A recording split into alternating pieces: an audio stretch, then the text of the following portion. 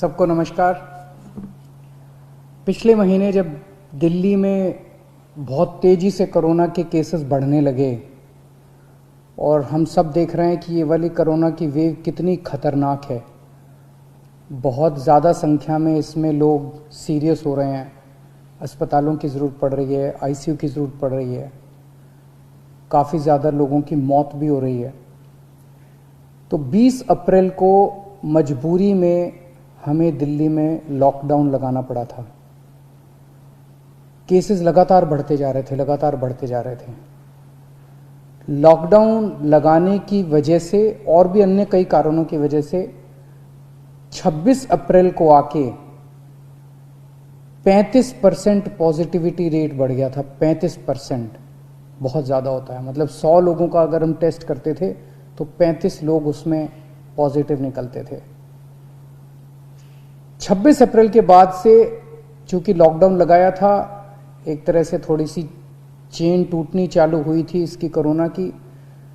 26 अप्रैल के बाद से धीरे धीरे केसेस कम होने चालू हुए और अब पिछले 1-2 दिन के अंदर 23%, 35% से 23% पॉजिटिविटी रेशियो आ गया है। तो केसेस कम होने चालू हुए हैं दिल्ली के अंदर।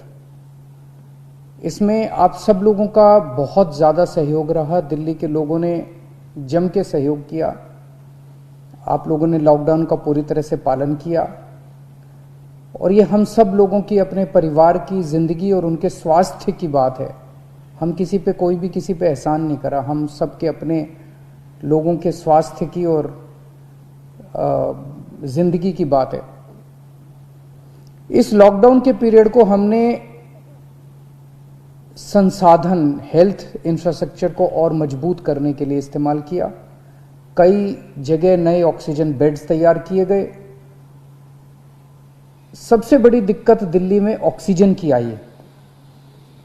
नॉर्मल टाइम में जितनी ऑक्सीजन चाहिए होती है अस्पतालों में, उससे कई गुना ऑक्सीजन की जरूरत पड़ने लगी, क्योंकि अब जितने भी मरीज आते थे कोरोना में उन सबको ऑक्सीजन की जरूरत थी। तो कई गुना ऑक्सीजन की जरूरत अचानक पड़ने लगी।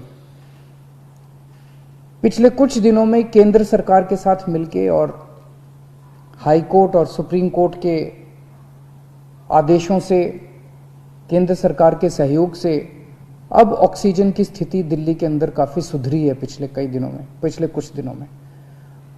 अब इस तरह की बातें सुनने को नहीं मिलती कि इस अस्पताल में 2 घंटे की ऑक्सीजन रह गई, उस अस्पताल में आधे घंटे की ऑक्सीजन रह गई, यहाँ पे किसी की ऑक्सीजन से मौत हो सकती है। अब इस तरह की बातें सुनने को नहीं मिल रही है। तो इस लॉकडाउन के पीरियड को हमने अपने सिस्टम को भी सुधारने में काफी प्रयास किए। पिछले कुछ दिनों से वैक्सीन को भी बड़ी तेजी के साथ वैक्सीनेशन का कार्यक्रम शुरू किया गया है। आप में से जितने लोगों ने वैक्सीन लगवाया उन्होंने देखा होगा कि दिल्ली सरकार ने जो स्कूलों में इंतजाम किए हैं वो कितने शानदार इंतजाम किए हैं। सब लोग इसकी तारीफ कर रहे हैं, सब लोगों को अच्छा लग रहा है। हमारे युवा बढ़ चढ़ के वैक्सीन लगवा रहे हैं।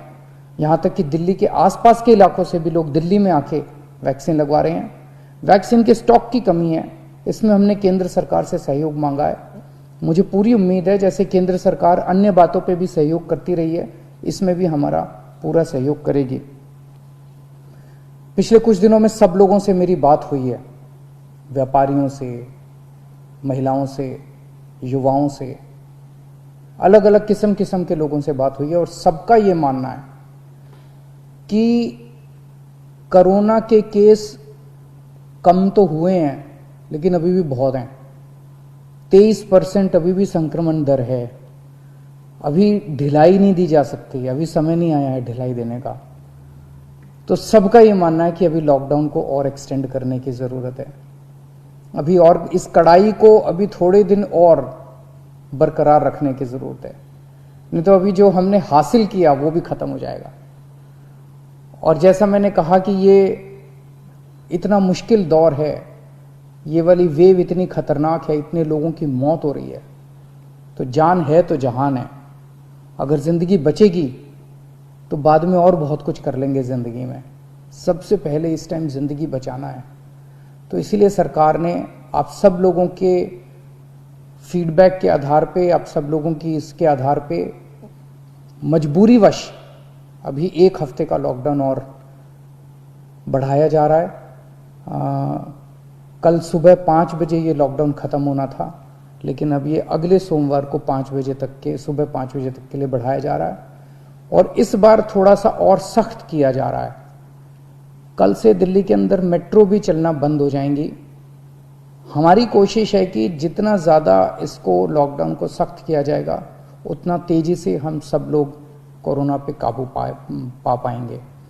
मेरी आप सबसे निवेदन है, जिस तरह से अभी तक आप लोगों ने सरकार का साथ दिया, जिस तरह से अभी तक आप लोगों ने पूरा लॉकडाउन का पालन किया, इसी तरह से आने वाले समय में भी आप सब लोग लॉकडाउन का पालन करेंगे। नमस्कार।